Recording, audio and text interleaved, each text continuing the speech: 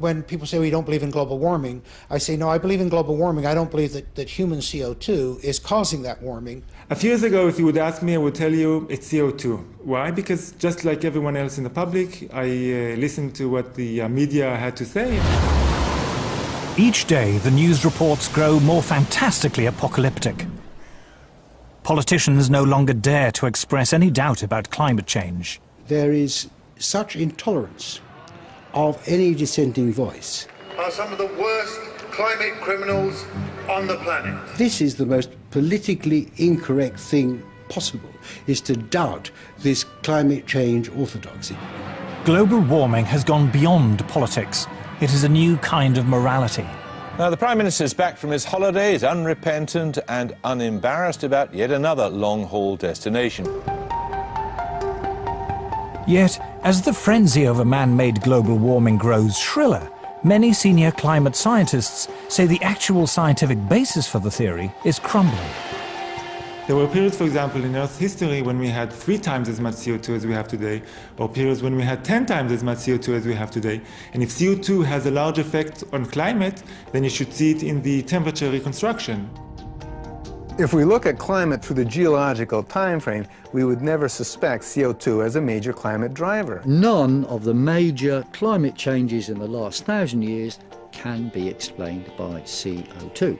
We can't say that CO2 will drive climate. It certainly never did in the past. I've often heard it said that there is a consensus of thousands of scientists on the global warming issue and that humans are causing a catastrophic change to the climate system. Well, I am one scientist, and there are many that simply think that is not true. Man-made global warming is no ordinary scientific theory. This morning, the Intergovernmental Panel on Climate Change made up of... It is presented in the media as having the stamp of authority of an impressive international organization. From the IPCC, the United Nations Intergovernmental Panel on Climate Change, or IPCC. The IPCC, like any UN body, is political. The final conclusions are politically driven. This claim that the IPCC is the world's top 1,500 or 2,500 scientists.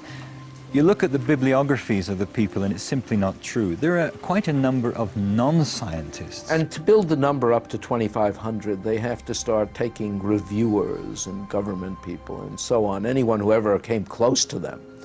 And none of them are asked to agree. Many of them disagree.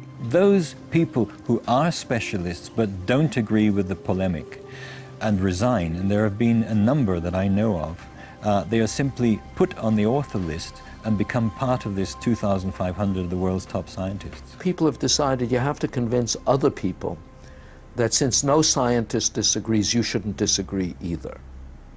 But that, whenever you hear that in science, that's pure propaganda.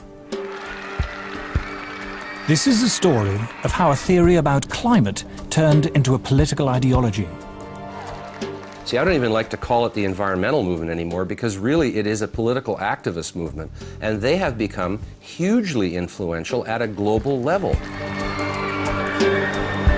It is the story of the distortion of a whole area of science.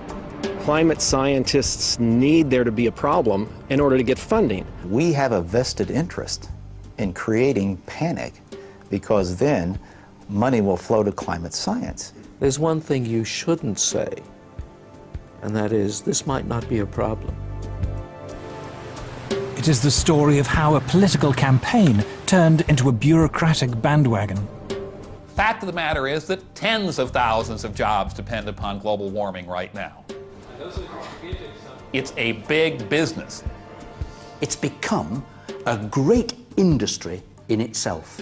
And if the whole global warming farrago collapsed, there'd be an awful lot of people out of jobs and looking for work. This is a story of censorship and intimidation. I have seen and heard their spitting fury at anybody who might disagree with them, which is not the scientific way.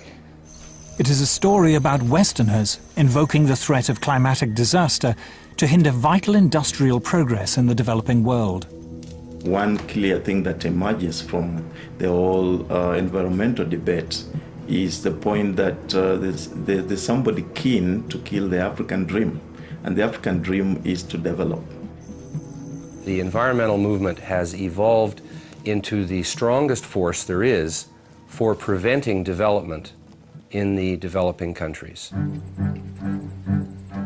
The global warming story is a cautionary tale of how a media scare became the defining idea of a generation. The whole global warming business has become like a religion. And people who disagree are called heretics. I'm a heretic.